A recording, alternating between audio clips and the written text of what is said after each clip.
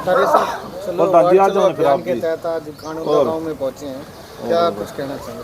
अब देखिए, आज हम अपने एक मुहिम लेकर आए हैं जिससे हम अपने युवा साथियों को चलो वार्ड चलो पंचायत के माध्यम से अपने संगठन में कैसे जोड़ सकें, उसके पीछे एक रणनीति के तहत आज हम अपने गांव में आए हैं। इस गांव में आने का मेन उद्देश्य ये था कि यहाँ बता सकें इस भाजपा सरकार जो ये कहती है हम नॉन स्टॉप विकास कर रहे हैं, ये नॉन स्टॉप नहीं फुल स्टॉप सरकार है।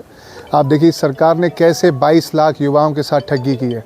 आप सब भली भांति जानते हैं इन 22 लाख बच्चों का जो नीट का पेपर इन्होंने लीक करवाया, उन परिवारों का उन बच्चों का क्या गलती थी जो अन्य प्रदेशों में जाके 18-18 घंटे पढ़ रहे हैं, कोचिंग ले रहे हैं, उनकी गलती क्या थी? जब एग्ज़ाम की बारी आई, जब मेहनत करी और जब एग्ज़ाम की बारी आई तो पता लगा पेपर लीक हो गया।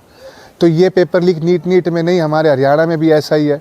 कैसे HPSC के अंदर 35% क्राइटेरिया लेके युवाओं के साथ ठगी की जा रही है। ऐसे ही आप देखिए कानूनदा गांव के अंदर बारिश होते के साथ ही कैसे आप देखो पानी इनके घरों तक आता है, पानी की निकासी नहीं है। आज ये कहते आधुनिक भारत के अंदर पानी की निकासी ना होना इस सरकार की विफलता को दर्शाता है और इस विफलता को हम भली भांति सड़कों पर लेकर जाएंगे और इस सरकार की ईंट से ईंट बजाएंगे। इसी विषय में आज हम सब हर चुनाव में कहीं ना कहीं कानूनदा जो गाँव है उसके साथ अनदेखी की जाती है, क्या कारण है सर इसका? देखिए, तो स्थानीय नेता हैं जो अपनी वोट लेकर चले जाते हैं। ये तो उनको सोचने की ज़रूरत है। इतना बड़ा गांव है, 36 बिरादरी का गांव है और इतना ऐतिहासिक गांव है। आप देखिए जो दिल्ली से टच में हो उस गांव के साथ तो सबसे ज़्यादा अगर डेवलपमेंट हो तो वो नज़र आती है। कल को यहाँ पे और नौकरियाँ भी आएंगी, मारुति का प्लांट भी लगा है, तो इनको सोचना चाहिए। सरकार को इस गांव के बारे में सुध लेनी चाहिए।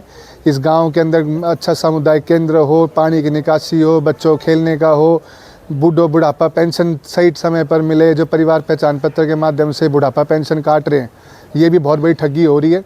तो आपके सामने है, इसलिए हम अपने अलग अलग वार्डों में अलग अलग पंचायतों में जाने का हमने फैसला लिया है, जिस कड़ी में आज हम बहादुरगढ़ कानूनदा आए। अब तक कहाँ अब देखिए, अब हमने तो अलग अलग उसमें किया।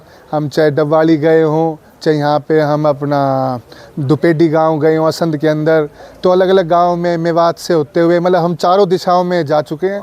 और अब आगे और भी हमने पूरा एक टारगेट लिया है कि हम 5000 से ज़्यादा गाँव को इस साल में टच करेंगे। बहादुरगढ़ की शुरुआत कानूनदा से हुई है। बोलो ने बताया शुरुआत यहाँ से की है, तो कितनी समस्याएं आपको जिस तरह से? देखो इस एरिया के अंदर हमने यूथ कांग्रेस ने पहले भी अभियान चलाया है, तो उस वक्त हमने यही जानकारी इकट्ठा करी थी 2024 में जब ये चुनाव था विधानसभा का, उससे पहले कि हम गांव-गांव जाएं और गांव में से हमारी कांग्रेस पार्टी ने एक मुहिम चलाई थी कि समस्या को जानो आप गाँव में शहर में जाके। तो उन समस्याओं को हमने जब यहाँ पे आए तो ये सबसे आगे जो प्रमुख समस्या है वो है जल निकासी। अभी आगे मानसून आ जाएगा तो यहाँ के लोगों का निकलना भी बहुत मतलब ऐसा काम हो जाएगा कि आदमी नाव चलाए तो आदमी निकल के जाए। तो यहाँ जो बीजेपी की सरकार है पिछले 12 साल से, बीजेपी की सरकार ने एक ईंट नहीं लगाई। तो ये तो अब आज से हमारी इस बहादुरगढ़ विधानसभा में एक शुरुआत दोबारा से हुई है कि हम बहादुरगढ़ विधानसभा के हर गांव में, शहर के हर वार्ड में जाएंगे, वहाँ की समस्याओं को जानेंगे और उन समस्याओं को विधानसभा में जो हमारे नेता प्रतिपक्ष है भूपेंद्र सिंह हुड्डा जी वो उठाने का काम करेंगे। हमारे सांसद है लोकसभा रोहतक से दीपेंद्र सिंह हुड्डा जी, वो संसद में आवाज़ उठाएंगे और हम सड़कों पर लड़ाई लड़ेंगे। जो यूथ कांग्रेस है वो सड़कों पर लड़ाई लड़ेगी, इस सरकार की हर नाकामी को उजागर करेगी। यूथ की जिम्मेवारी दी गई है आपको, तो युवाओं का किस तरह से, जैसे आप समस्या बताते, क्या समस्या बताते? युवाओं की सबसे बड़ी समस्या तो अभी हाल की जान लो, नीट का एग्ज़ाम ये हो गया, लीक हो गया।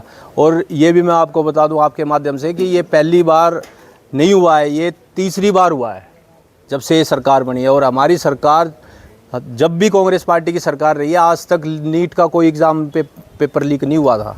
यही सरकार की तीसरी उपलब्धि है लीक जो हुआ है एग्ज़ाम। तो युवाओं से खिलवाड़ कर रही है, युवाओं के भविष्य से खिलवाड़ है। अभी 22 लाख युवाओं ने एग्ज़ाम दिया था, उनके माँ बाप ने मेहनत करी थी, उनकी एक सेकंड में ये आ गया कि ये तो लीक हो गया पेपर। अब किसी की एज मान लो 32 साल है, किसी की एज 33 साल है, किसी की एज 35 साल है, किसी की एज 28 साल है, तो जो एज का क्राइटेरिया वो उससे बाहर हो जाएगा, वो उसके तो सपने अधूरे रह गए।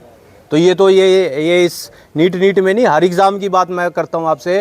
मतलब आप ये देखो कि अगर किसी व्यक्ति के 3-4 बार ये पेपर लीक हो गया तो उसकी तो एज ही चली गई बेचारे की, वो क्या करेगा फिर?